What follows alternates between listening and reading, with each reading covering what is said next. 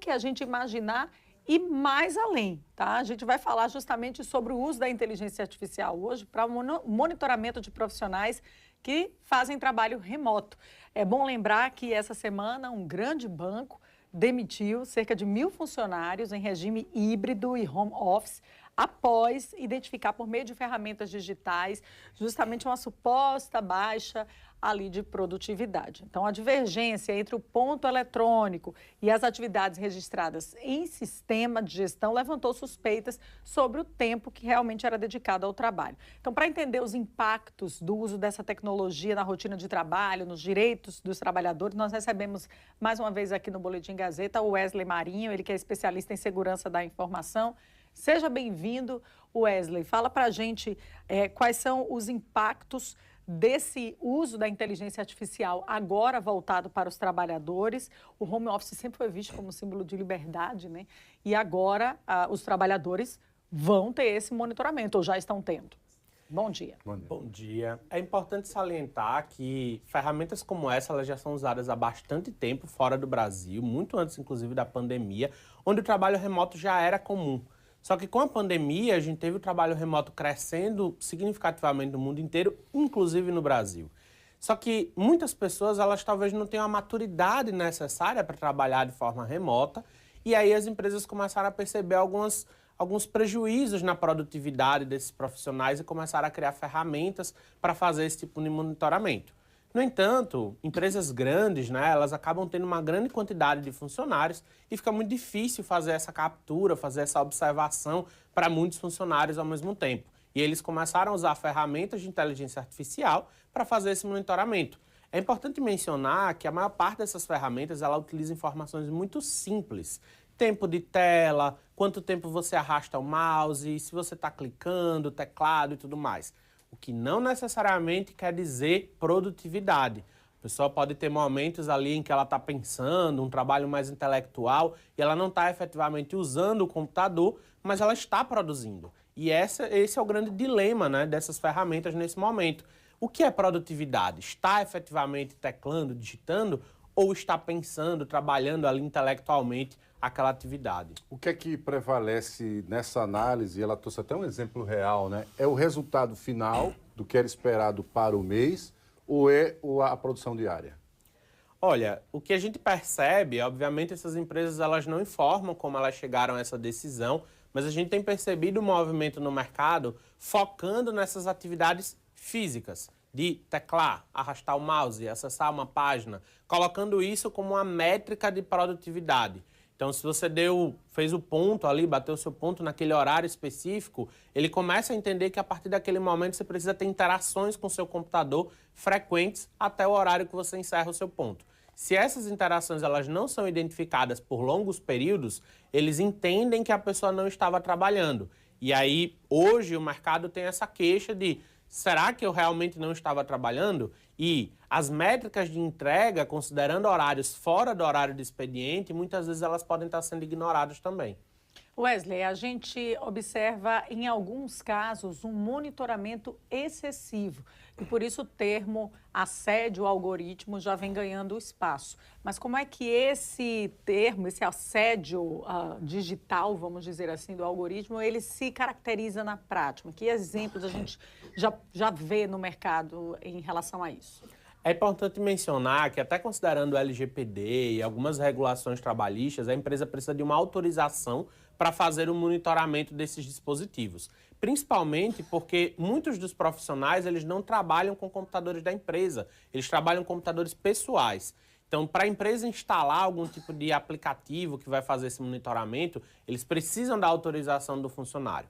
Só que ainda assim, se tratando do computador da empresa, determinados níveis de monitoramento eles podem ser considerados exagerados, como, por exemplo, capturas de tela, né? Monitorando efetivamente a tela do usuário, o que ele está fazendo ao longo do dia, isso pode ser considerado excessivo. Hoje, ainda não existe uma regulação específica do Ministério do Trabalho sobre o que é considerado ou não excessivo nesses monitoramentos, se demissões baseadas exclusivamente nesses dados, né, que são dados mecânicos, se elas são demissões consideradas justas ou não, é algo que ainda está sendo discutido, mas hoje o mercado, os profissionais em si, eles já enxergam isso como uma medida nociva, principalmente porque o quanto você entrega em termos de capacidade intelectual, ele não é considerado. Então, às vezes, você faz grandes entregas, projetos maiores, mas que demandaram muito tempo criativo, muito tempo intelectual para ser concebido. Inclusive no home office, no office realmente real, que é o final de semana, né? Porque quando boas empresas não pagam por isso,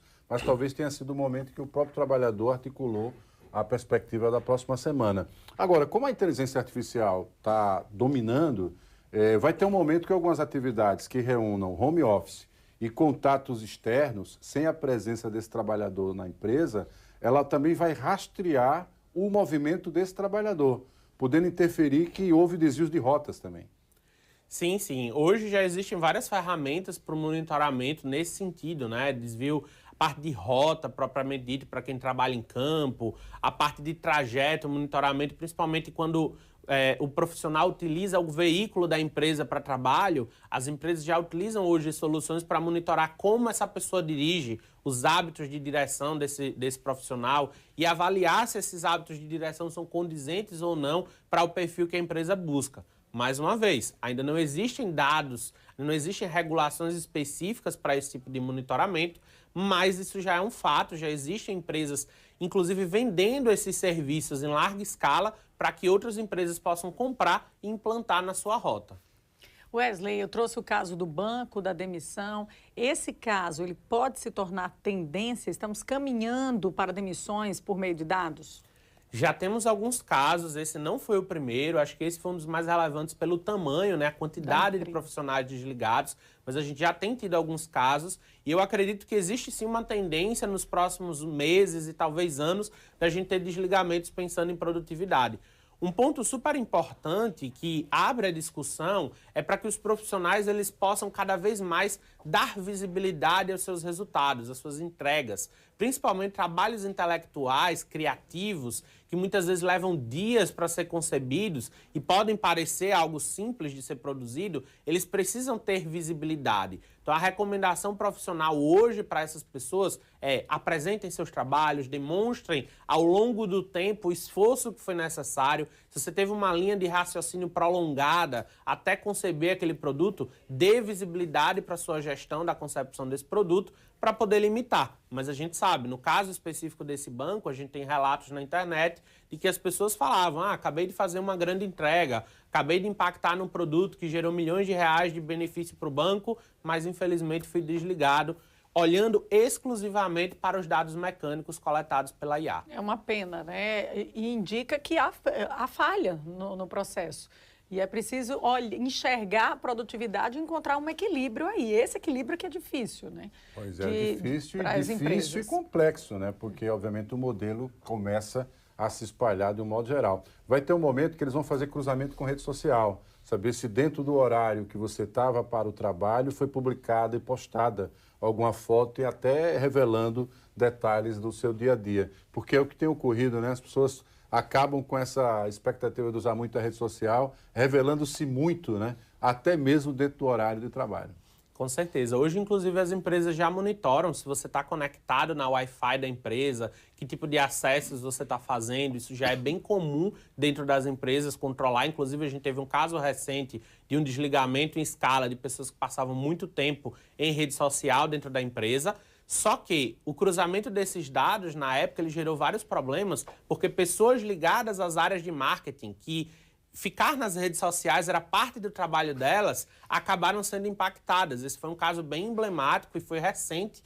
E isso mostra o quanto que essas tecnologias, elas são muito boas, elas podem ajudar as empresas a ter uma noção de produtividade, talvez ajudar os seus colaboradores a se desenvolverem, mas elas precisam ter muito cuidado, porque nesse caso específico, pessoas que eram pagas para estar na rede social acabaram sendo desligadas por baixa performance, alegadamente por estar muito tempo na rede social. A primeira greve digital vai surgir contra a IA.